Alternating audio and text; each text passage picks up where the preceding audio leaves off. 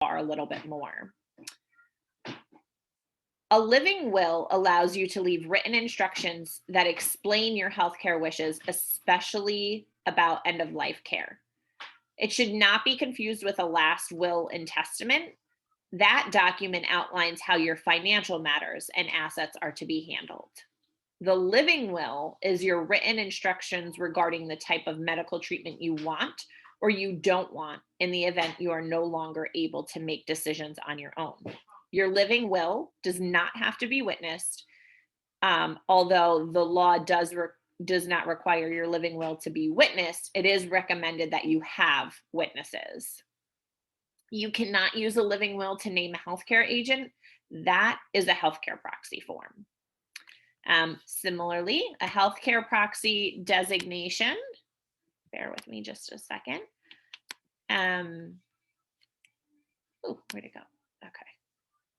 Your healthcare proxy is who can speak for you should you be unable to speak for yourself.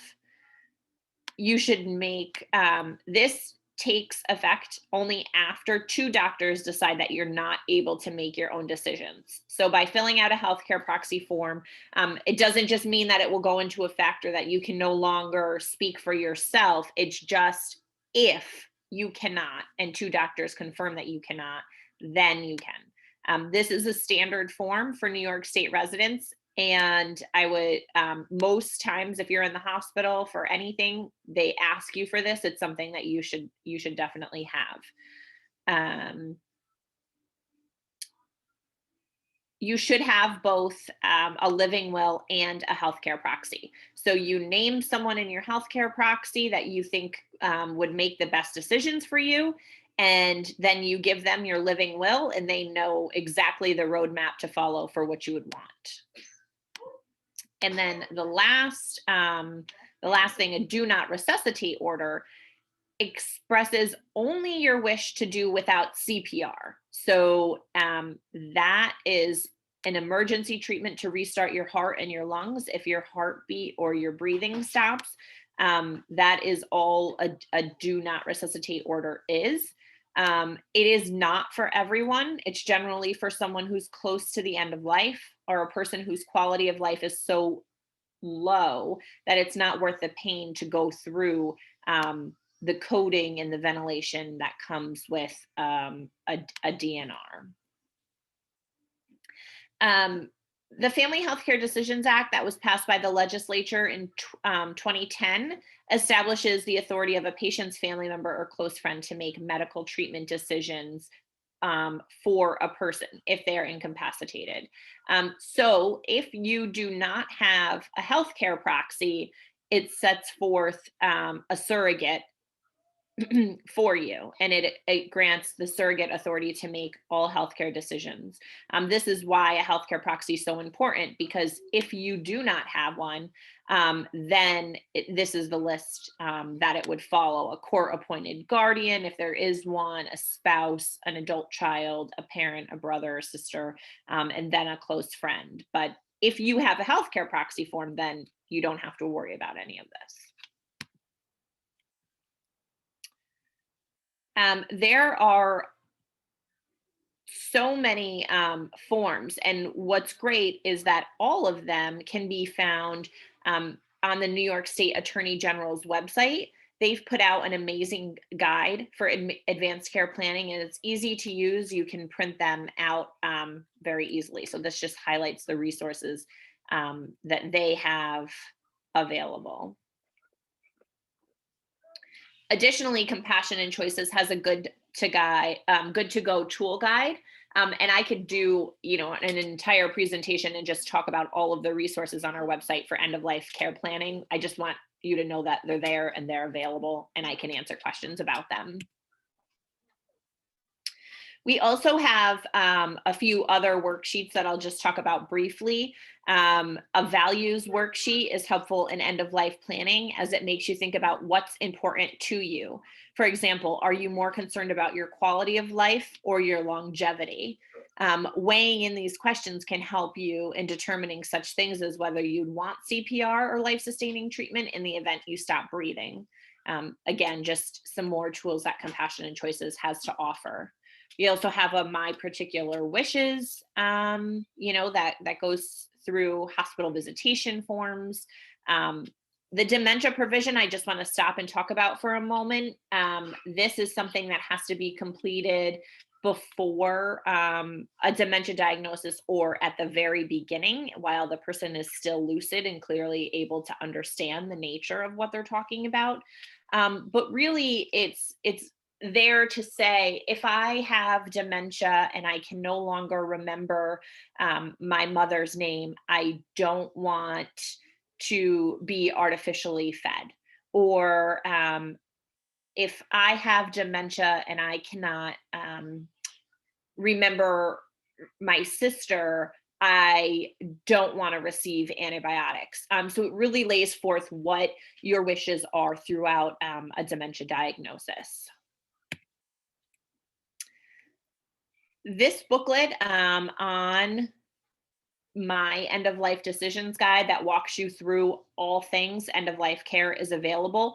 You can use it on our website, or you can actually request a hard copy of it as well. But really, the most important thing that anyone can do when they're talking about, when you're thinking about end of life care, is talking. And the greatest gift that you can give your family and loved ones is the knowledge that they don't have to make difficult choices for you.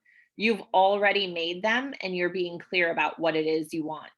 And you should talk about it often. Things change often, but how do you start those difficult conversations?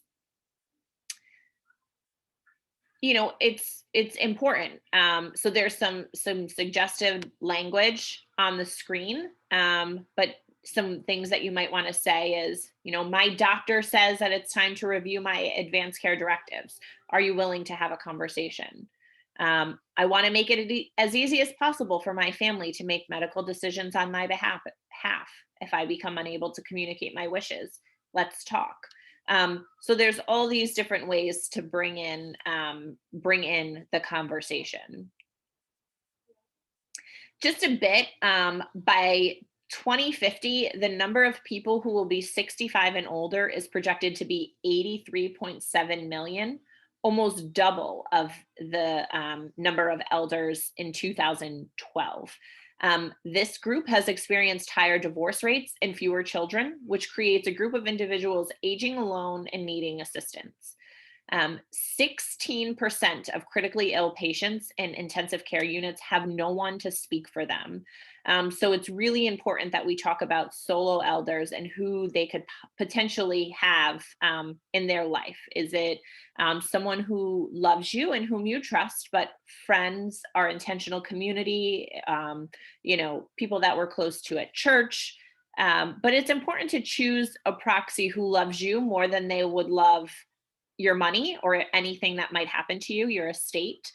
Plan for the middle, not just the end. It's great if you talk to someone about the way that you would want to die, but what does that look like in getting there? What kind of treatments? Where do you want to be? And in the end, just remember that if you designate no one, decisions may be made by a court-appointed guardian who may not know you at all. So it's better to have these conversations and pick someone that you're familiar with.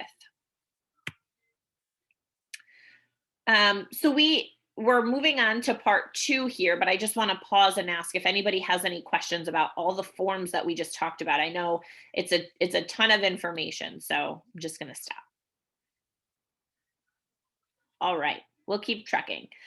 So part 2, we dread the lab results that cause our doctor to call us and ask to come in instead of giving us the all clear. What does it mean to get a terminal diagnosis? We're going to explore some of those questions, what the words might mean, and how to decode a diagnosis. So when we're talking about a serious or life-threatening illness, that's an illness that has substantial impact on your day-to-day functioning, where there's a likelihood that if left untreated, it will progress to a more serious outcome. A terminal illness is an incurable and irreversible condition And a prognosis is a doctor's judgment of the likely or expected development of the disease. Compassion and Choices created this initiative called Truth in Treatment. And basically, what this is that if you're diagnosed with a life threatening illness or you're confronted with a progressive illness, and you're thinking about the kind of care that you want now, this is the place you should go. It helps you weigh the benefits and the burdens of proposed tests and treatments in light of how advanced your illness is and against your values and priorities. Um, I'm going to just tell you, I recently had this experience where I knew someone going through um, a serious diagnosis, and I pointed them in this direction. And I went on and used the tool myself, and it was very helpful to think through, what it is that you want. The Truth in Treatment, it offers support. It gives you pros and cons for the decisions that you're making, and it lays out things that you should talk to your doctor about. It also, we have a trust card, which is something that you can create for your doctor, not with your doctor, but for your doctor. But you can use it to clearly convey your values to your doctor in a respectful and friendly manner. So while doctors are the experts on medicine, we know that we ourselves are the experts on ourselves. So it really lets doctors know that you'll be fully engaged in making decisions about your treatment and how you would like to set that forth. So that's a great thing to check out as well. We also have a diagnosis decoder, which helps you think through what questions you may want to ask your doctor. Again, all of these tools are available through Compassion and Choices. And again, dementia values and priorities. We talked a little bit about this, but it helps through a dementia diagnosis. So there's all these tools, right? But what decisions can we make when the end is near? What options are available in New York State, and what might you be interested in? So the current end of life options that we have are listed here. I'm not going to talk about every single one of them because I'm going to go through them individually.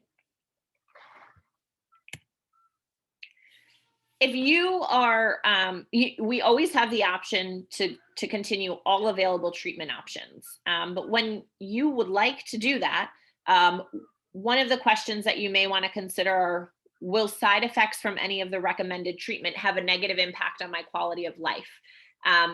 If you would like to always continue with treatment, that's fantastic. But is there, you want to ask these questions. If you want to discontinue treatment, you may want to consider, will discontinuing curative treatment that may be futile allow my body to rest, or will I continue to have effects? Do I have a palliative care team in place so that any discomfort can be treated?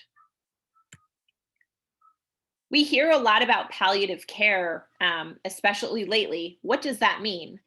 Palliative care is really for people at any age and at any stage in illness, whether the illness is curable, chronic, or life-threatening.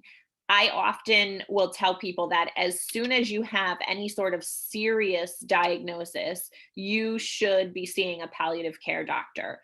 A lot of times, for example, if you have a cancer diagnosis, your oncologist is focused on treating your cancer.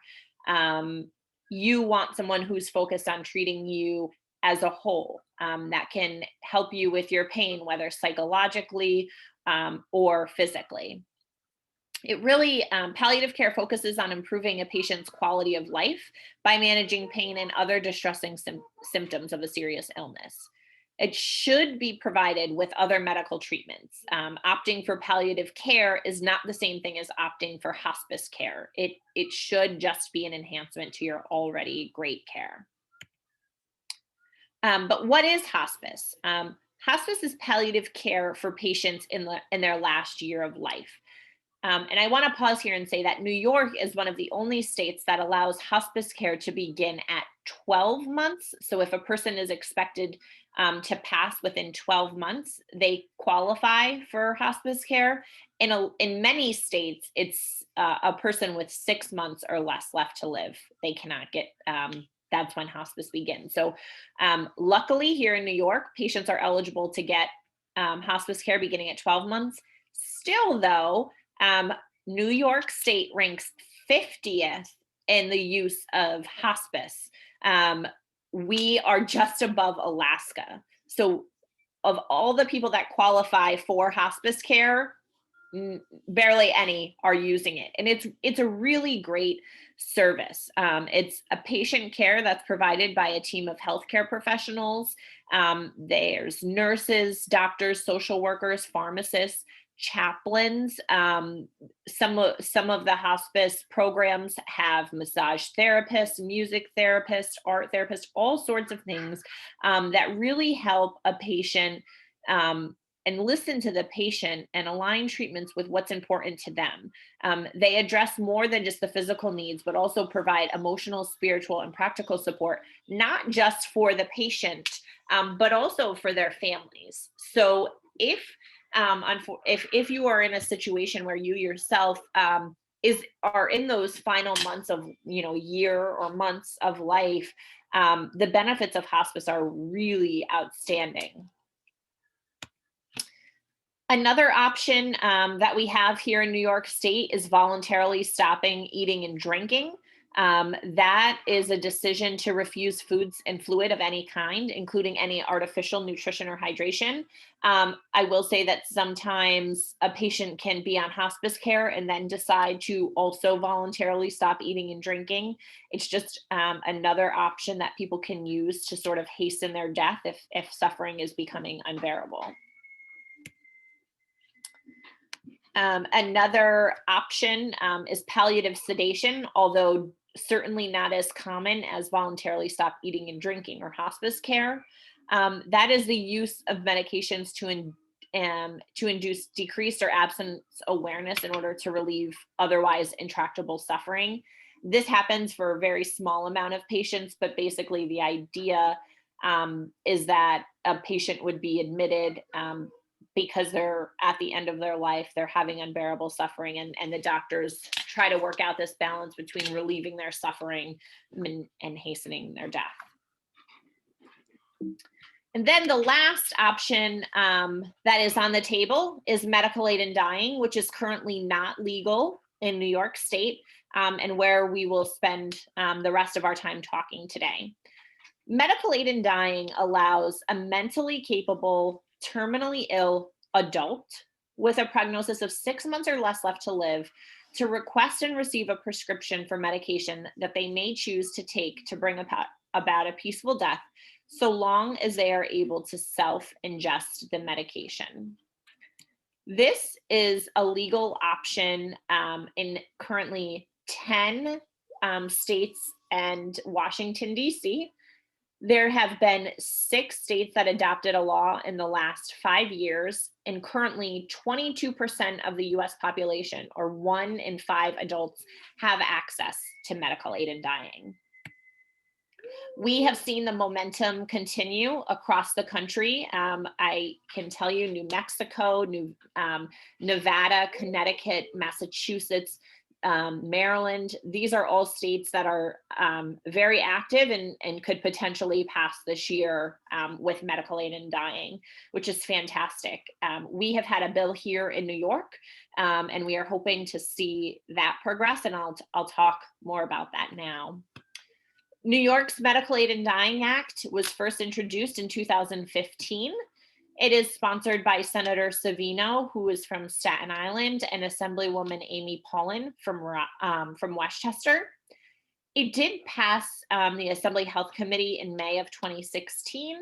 However, every year the bill has to be reintroduced and go through the requisite committees if it has not yet passed. So right now it's in the Health Committee as well. This number is actually wrong. There's 45 co-sponsors. We've been adding co-sponsors weekly, which is fantastic. We expect that the Senate bill will be introduced in the coming weeks. And the diversity of bill sponsors is absolutely remarkable. I would say about half of our bill co-sponsors are people of diverse backgrounds, people of color, et cetera. So we're really excited about the demographic of those who support this legislation.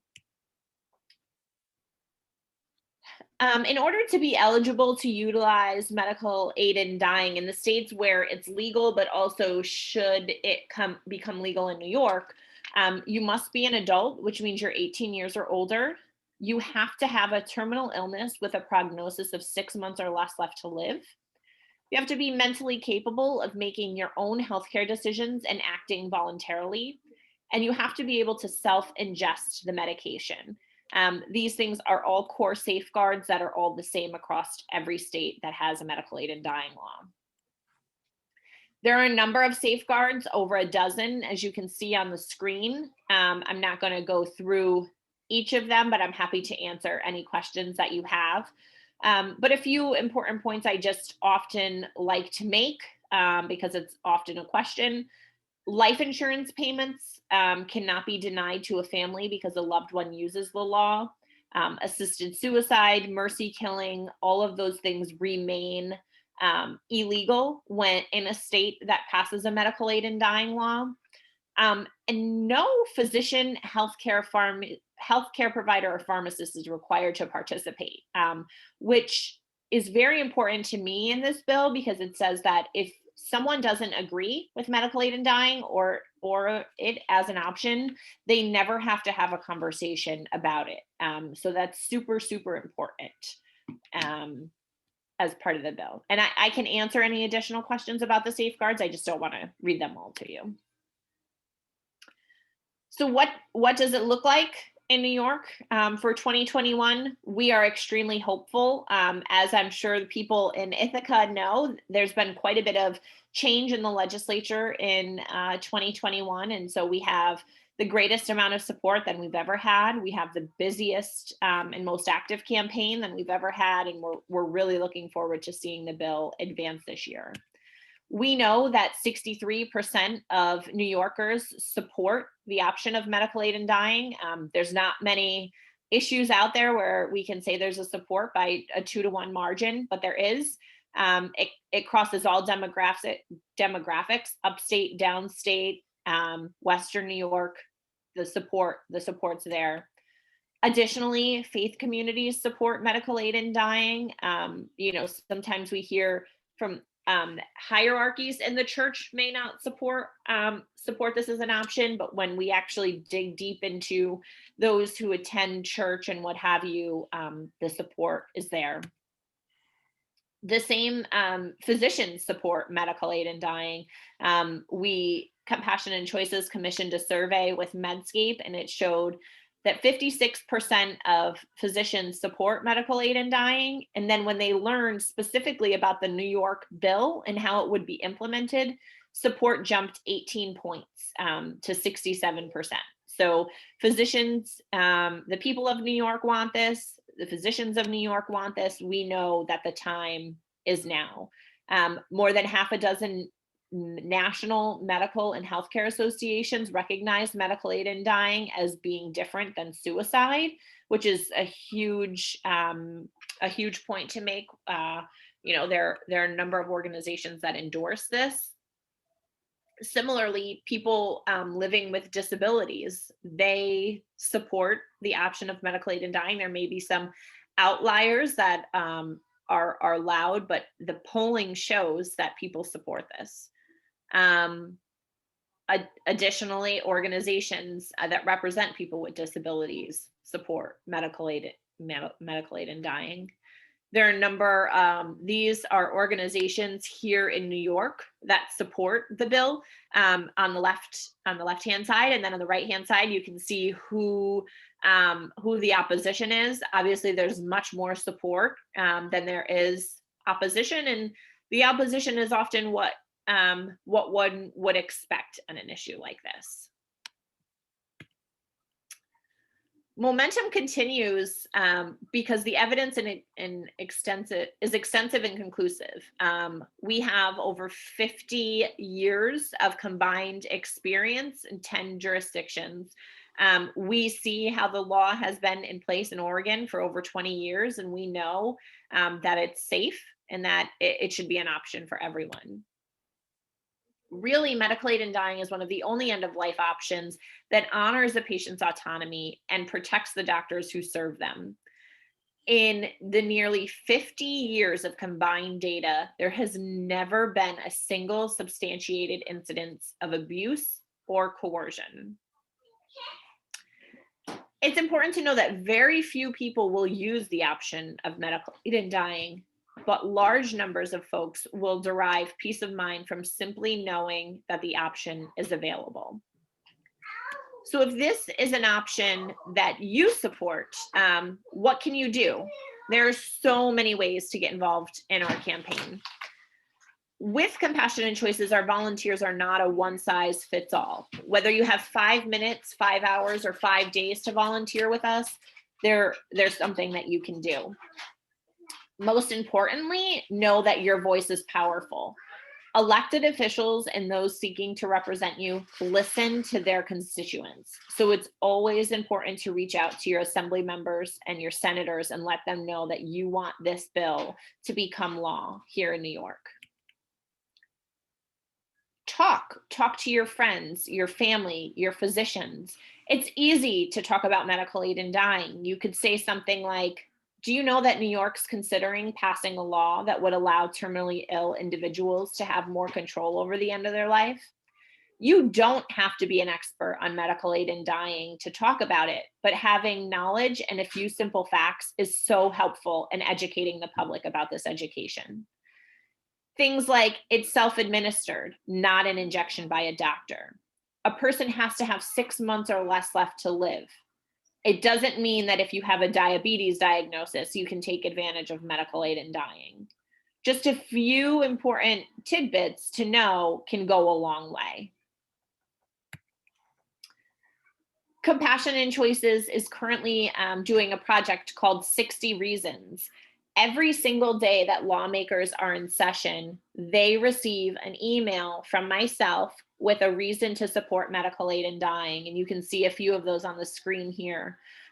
They're 400 to 600 word essays that really highlight why this bill is important.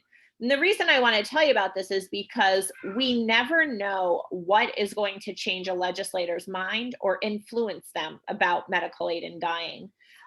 Sometimes it's a story about a dying person. Sometimes it's a story about someone who was able to use the law in another state and how their surviving family member feels. So we're always listening to stories and asking people to share their voice with us so that we can share them with lawmakers. Letters to the editor and opinion pieces, like the one you see here that appeared in the Buffalo News, are extremely helpful. I know that recently there was one in the Ithaca Journal over the weekend from Myra Schulman, who shared her voice about why she believes medical aid in dying should be an option. But the more that we see these things in the papers and we're having conversations, the more attention that lawmakers will pay attention. We have traveled all across the state in the past, but it looks a lot different now. So doing forums like this and really by word of mouth is how we're trying to get this passed this year. Can always send us photos in front of iconic locations sharing your support. Here's a variety of our supporters. And all across the state in front of a few iconic places. These are like some of my favorite pictures to receive. Following us on social media is super helpful. We're always active on Facebook and Twitter and asking people to share things and post them, tag their lawmakers, and I can help anyone who's interested in doing that sort of thing. Oftentimes, we are asking folks to do phone banking to find organizations that might support this issue and grow our base. Do you know someone who might be interested in writing a piece or that sort of thing? You can always contact myself, Amanda Kavanaugh. My information is there, as well as our senior campaign director. But the easiest way to contact us is ny@compassionatechoices.org. That's actually an email box that comes right to me, so I can answer any questions that you have, whether it be about the resources that Compassion and Choices provides, our end-of-life care planning. We also have a COVID-19 toolkit, or Could you about go the back law. to that previous slide so we have time to write it down? Absolutely. But that's really it from me. So now I can answer any questions if folks have any, or if Heidi or Melissa want to add in anything, happy to have them hop in. I didn't pick it up from the screen that you showed us, and I appreciated it, support versus opposition, but where is the Cancer Society these days? The American Cancer Yeah, the Society, American Cancer Society. they don't have a position at all. Okay. They're not supportive or opposed. They just don't have Okay. a position. 20 years ago in Maine, they were opposed, as I was a staffer, and I did the research on why they should oppose. But the science is different now. I mean, it's 20 years later. 20 years is a long time. Yeah, interesting that you say that, because often when we hear those arguments, so you would appreciate to know the arguments haven't changed in 20 years. The same thing that we were hearing 20 years ago is the same, sort of thing that we're hearing now. Now we have the data to show. So 20 years ago, it might have been like, oh yeah, I'm worried about those things. Now we have all of the data and the experience to show that those things Yeah, 20 years ago when I had to testify against that, I remember my last line was, "We're not there yet." Yeah. But that was 20 years ago. We might be there now. I'm still deciding. But Yeah. and 20 years ago, I was still deciding, but it was my employer's position. So Right. Yeah, definitely. The Cancer Society doesn't have a position now. okay, thank you for that. Absolutely. I think it's worth emphasizing all the safeguards that are in there, Amanda, and the fact that 2 doctors have to verify that someone is at the end of life. And this is not something that's done arbitrarily at all. And the other thing is, this is something that's done by the person living with the illness. It's not something administered by someone else. And it's very important safeguards in there. Yeah. So I'll highlight a few of the things that you're saying. So only a person that has the diagnosis can request medical aid in dying. It cannot be left in a healthcare proxy. No one else can make the decision for you. You as the dying person have to be the one asking. And you have to be able to take the medication yourself. It is not an IV, an injection, anything like that. It's something that you have to be able to take. The diagnosis and the prognosis have to be confirmed by 2 doctors, and both doctors have to be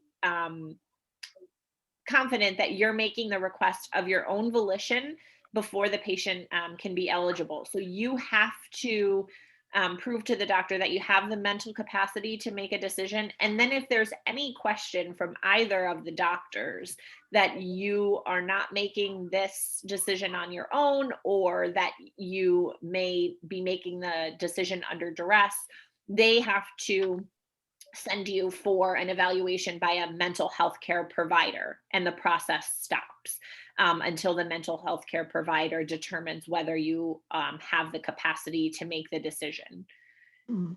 Age nor disability qualify a patient to use medical aid in dying. Additionally, medical aid in dying is the only end-of-life care option where the attending physician has to talk to the patient about all of their end-of-life care options. And that's actually spelled out in the bill, that if someone asks for medical aid in dying, they have to be counseled on everything, all options that they have, including hospice and palliative care.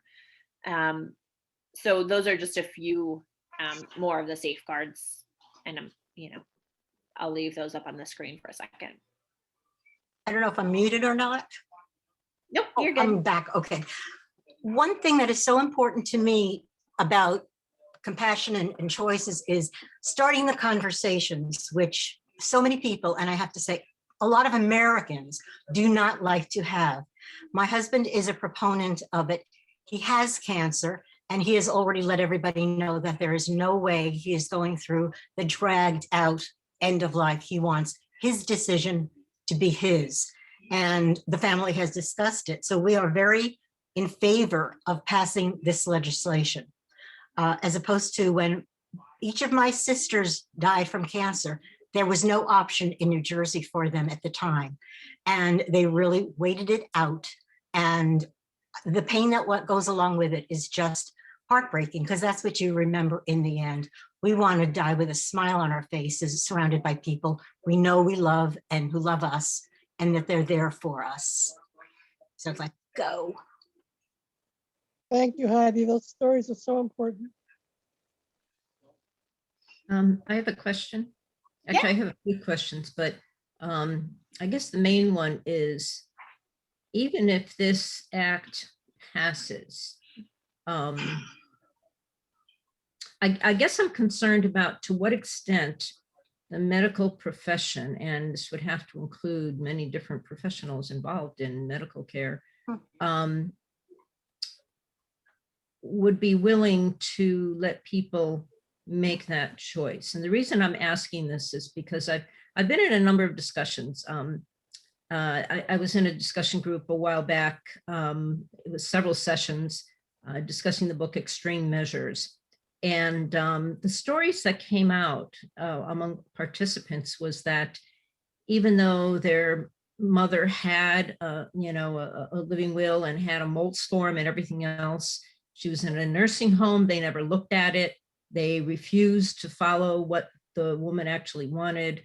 I have a friend who literally had to stand and with her arms out, keeping nurses from forcing food on an elderly friend who simply wanted to die. I mean, she was apparently so frail that she was in a nursing home or something. I don't remember the actual circumstances, but that woman just wanted to be able to be let go and not be forced to be fed or take drink. And my friend was her proxy, and she just literally had to stand in people's ways. And I've also heard stories about confusion among physicians as to what their liability is if they follow DNR orders and stuff like that. So it seems like there's an awful lot of very hazy legal issues involved in this. And I was wondering how much that has come up in this bill and whether or not this bill will actually clarify. Now, of course, you're only talking about people who are terminally ill. In my friend's case with the woman she was trying to, whose wishes she was trying to protect as her proxy, she was simply, her terminal illness was age. And how much would the bill really make a difference? And has there been discussion about people who are not actually terminally ill with cancer or with something like that? So luckily, I worked on the campaign to pass New Jersey's medical aid in dying law almost 2 years ago now. And so I have been working on access and implementation in that state. So I've seen directly how these laws play out. Medical aid in dying is not going to fix all of end of life care. That's just the reality, right? However, the things that medical aid in dying does provide is patients being able to have more open and honest conversations with their physicians, and similarly, vice versa. Doctors being able to have open and honest conversations with their patients. We saw shortly after the California law passed an article in the LA Times about improved end-of-life care and this unexpected positive consequence from California's law passing, because end-of-life care got better. And it's not because people are accessing medical aid and dying all the time, but it's because they have more trust and openness with their physicians about the care that they want to receive. And they're talking about all of their options at the end of life. It sort of forces physicians to talk more. Unfortunately, this, like I said, this isn't going to be the answer for everything. But this is why it's important to have conversations with your family and friends and know what people want at the end of their life. Age nor disability qualify a patient for medical aid in dying. So this isn't something, that someone, because they're 88 and they're frail, can access. Unfortunately, you have to have a terminal illness. Does that help answer your questions at all? Well, I guess you can't actually answer the question because it's so much bigger Right. than, It is. than this. It's true. I will Yeah. say, when Compassionate Choices has a doc-to-doc program, doctor-to-doctor program, where they, are physicians who have prescribed and been working in Oregon and in other places. They have physicians often call them and they talk them through, what to look for and how to help with patients, different things like that. But the problem is definitely much, much larger than just this. But having a law in place also helps doctors not to fear prosecution, because this sort of law protects them when they're helping a patient. Thank you.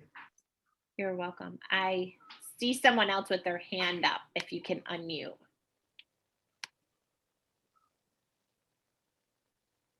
Okay, I'm unmuted.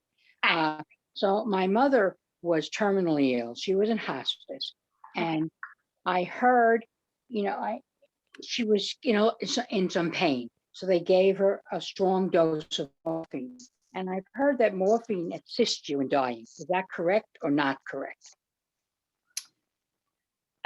It's correct. The goal of morphine is always going to be, from a doctor's perspective, to relieve pain and suffering.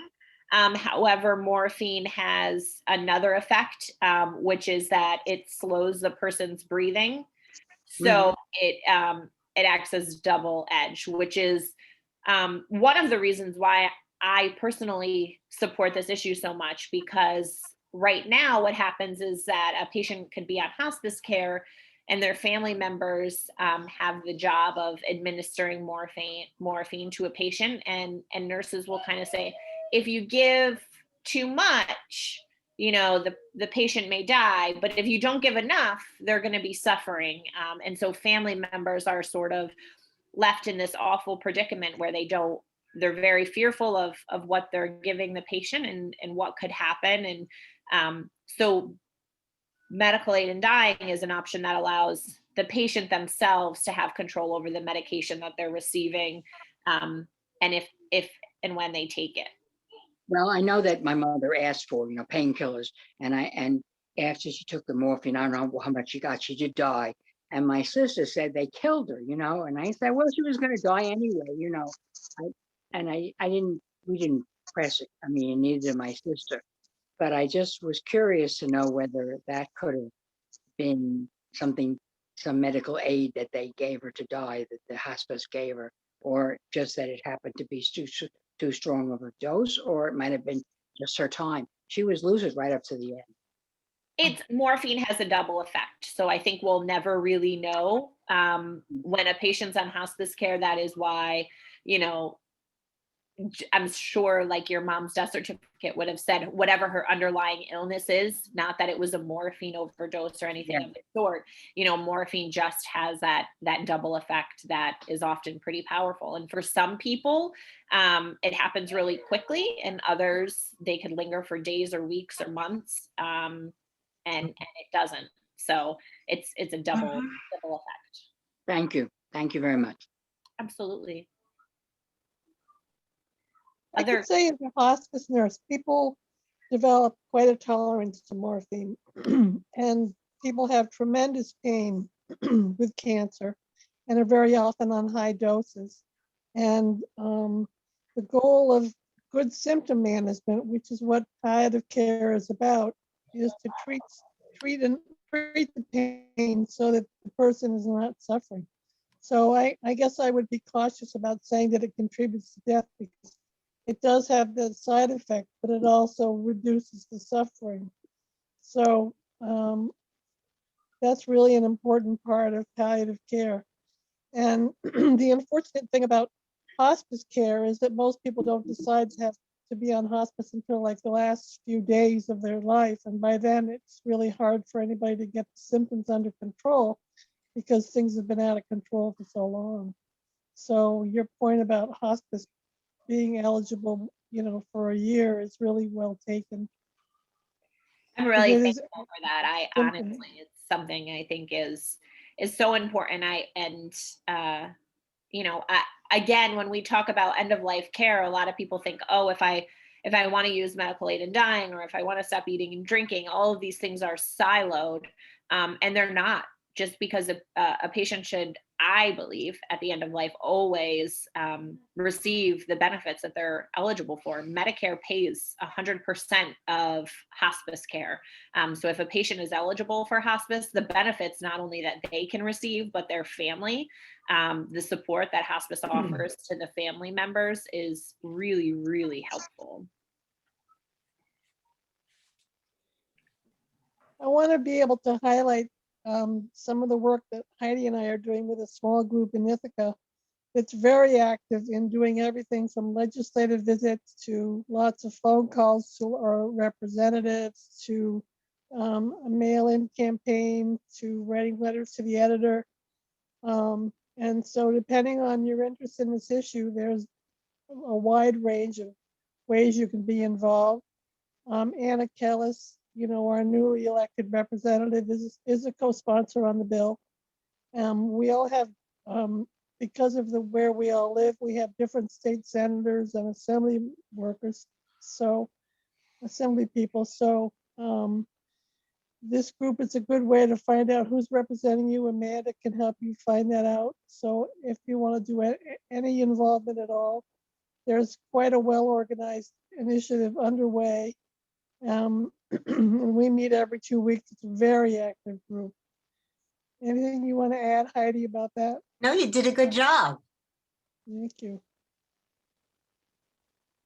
Oh, one thing we are looking forward to, once we are able to get out and about, we will go to Albany again. We've done that several times wearing our yellow shirts and let people ask us, what are you doing? Who are you? And that's a very important thing too, educating the public in subtle ways. I am so excited for when we can go to Albany again. I've actually gotten to the point now where I'm listening to the legislative sessions on the background. They're available online. And so yesterday I was listening to the assembly all day, wishing that I was there. I certainly miss that work. But we are going to be holding a virtual rally on April 14th. Where it's very similar to this. We're on Zoom, and we will be doing our post-budget kickoff where we try to get lawmakers' attention again.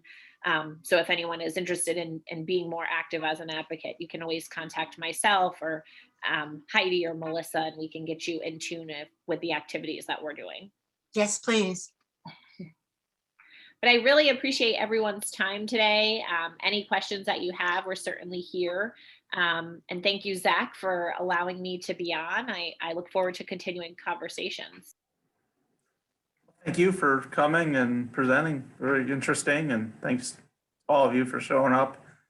We can communicate through some of the program, the Facebook page or some of the newsletter if you want to get word out about your regular meetings or some legislation action that's coming up.